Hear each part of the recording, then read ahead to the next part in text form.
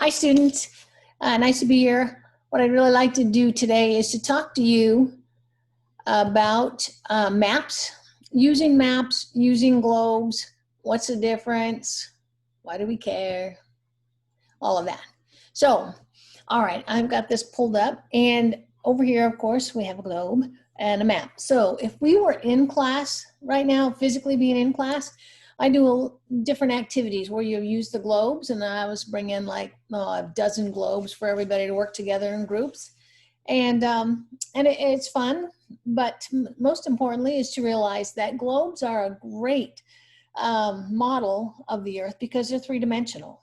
Okay, where that gets sort of skewed is when we try and flatten those globes into making maps. Okay, and you're going to find that things get distorted real quickly. Okay, so let's look at this. Here we have, pretend that we just took a globe and cut it up. Not that we'd ever do that. Anyways, we cut it up, and to be able to lay it flat, almost like you might peel an orange peel in one piece and then smash it to lay it flat. All right, same idea. So what we've done is we've laid it flat, and we've had to cut these splits so that it would lay flat, and then we would simply just go in and fill it in with color. A little more green here, a little more blue here. Okay, same thing over here, more green for the land area, more blue for the water area, and that's how it starts getting distorted. Okay, so all of a sudden, Alaska and Canada look a lot bigger than they are, or Antarctica. If you filled that all the way in, they would look just ginormous. Okay, so it's easy to see how things can get out of perspective real fast. Say you were going to do it this way. This is called a projection, and when you're looking at maps, they're actually called projections. You've taken a part of the Earth and projected it out, and that's what we're looking at. So you've taken the globe, you've wrapped it in paper, say for instance, and you turn the light on inside, and you're going to start drawing your map. What you're going to find is right around here where it fits snugly around the equator, it'll be pretty accurate. Okay, so if you look on this map, size, distance, shape of countries and continents look pretty good, look pretty accurate. What happens though is out here, it gets stretched. So when you lay that piece of paper down, now all of a sudden, Greenland is much bigger. It looks almost the same size as South America. And look at Antarctica, huge, okay? So we have to be careful when we take these projections and lay them out. And you know, it's always easier using a map than a globe, because you're not going to carry a globe around with you. But you just have to realize that things have been misshapen or stretched or shrunk down, or you just have to know what's been altered on your map. The Robinson projection over here, this is a pretty common projection that you see often. And actually, it has many distortions, but they're minor. They thought that would be better than having this. Okay, that's a big distortion.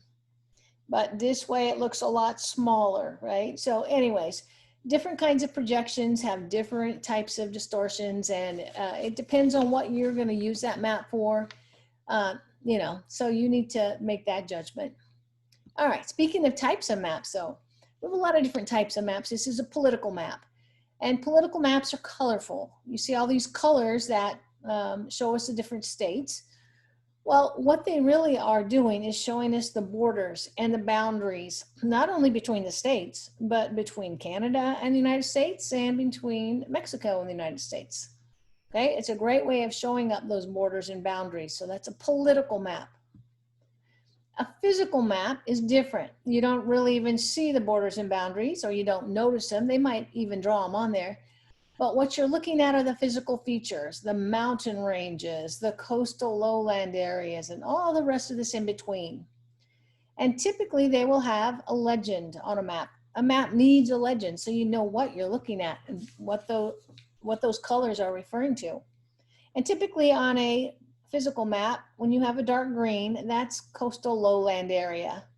Okay, and so think of our area in the south down here. They have a lot of lowland area along the coast, also up here in Canada, and also, you know, around the coast of Alaska. different places, okay? The beige or tan or gold or whatever color you want to call that is for a little bit more elevated areas like the plains or something like that. And then of course the dark orange or brown or whatever color you are referring to right here, those are our mountain ranges. Okay, you can see these are the Appalachian Mountains over here, and they're not nearly as tall or dark colored as the Rocky Mountains or the Sierra Nevada Mountains. Okay, all right, so this is a physical map. Other types of maps. This is a weather map, and it is giving us temperatures or temperature ranges. So again, blue and green are cool colors. They refer to cooler temperatures. Yellows, it's starting to get pretty warm, and red, it is hot. Okay, now if you are doing a climatology map or looking at how much precipitation or any of those kind of things, they might look very similar with using colors this way and so on. Okay. All right, population maps. Population, there are different types of population maps. Sometimes they use dots, sometimes they use shades of color and so on. So if you're looking at this one, it's good in that it shows us the population of California is more than some of these other places because it's darker blue. But if you look at this type of map, it's not only saying, you know, more population, but it's saying where the densest population is, right? And if you were looking at going across the whole United States, you would see that this area seems much more populated, especially than right in through here. Well, what is in here? The Rocky Mountains, the Sierra Nevada Mountains, desert areas, areas that are pretty tough to live in, okay? So that's a population map. And again, they have a legend right down here. A map of water currents. That's kind of interesting. We live right here in California. We have a cold water current off the coast. If you look up here by Alaska, they have a warm water current. Warm water in Alaska, that seems kind of odd. What this is referring to is warmer than the surrounding waters, okay? If you're looking down here at the Gulf Stream, it comes across from the coast of Africa, just above the equator, and then a lot of this water goes into the Gulf of Mexico and up the East Coast, and then over and across over to Northern Europe. It's a warm water current. The red signifies warm water, the blue signifies cold water, okay? It just means warmer than that area. Now this Gulf Stream is pretty warm. I mean, it can get surface temperature up to 80 degrees, so it's pretty warm. How does this affect us? Well, we have a cold water current in California. So when you go to the beach, the water feels pretty cold. But the breezes we get are typically from the west, coming towards our coast and towards Fullerton. And we feel those beautiful sea breezes in the afternoon. And it may take a little longer to get to Fullerton, maybe between 3 and 4 o'clock in the afternoon, we start feeling a cooler breeze. That's the sea breeze. It's the wind that's coming from the west over a cold water current. It picks up that chill and brings it on inland, and we love it, okay? All right, so there's a couple of fun maps for you. So when we typically look at a map here in North America, we have North America either right in the center or a little off center, and we're looking straight at it and our relationship to other places. Okay, that makes sense. If you were, you know, in Europe, you'd probably put that right in the center and look around. What if you were in Australia? Well, here's Australia. And what if they were looking at us like this? You know, we think of them being down to the southern area. Well, what if they're thinking this way? It's kind of fun to look at. Another kind of fun one is what types of food represent the state?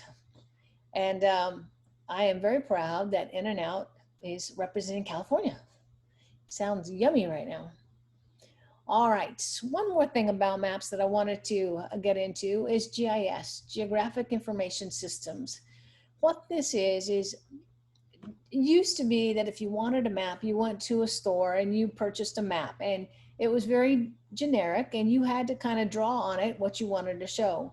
This way you can use a computer and you have layers of information, and you could make very, very specific maps for whatever reason you want them. So say for instance, we're gonna open a business and college students are going to love it, right? So maybe we want, first of all, our base map might be the location. So are we going to have this in Orange County? Are we going to have it more towards San Diego or more towards LA? So we might want a map showing the general area. And then we might get more specific. Maybe we're thinking, well, let's look where the transportation routes are, because people, you want to get people here. And then we might want to take another level at maybe the economy of the area. You need to have people who have spending money, right? So you might be looking at that. And then you might, if your business is going to be something to do with food or drinks or entertainment, you might want to look at other venues in the surrounding area. So that might be this area. And then you keep going and going and going. And all this layer of information gets kind of smushed together, and you can print it out or you can send it electronically to someone. And let's say you were going to the bank to get a loan for your new business. How awesome would this be to be able to show all this information in one map? So anyways, GIS, we offer these classes here at Cal State Fullerton in our lab, and it's a highly valued degree or certificate to get. So if you're interested in that, let me know. All right, so we've talked a little bit about maps and globes, and hopefully you understand the differences. Globes are more three-dimensional, they're more accurate, but hard to carry around. So we use a lot of maps, but what you need to remember is all maps are distorted in some way, okay? All right, I'll see you later.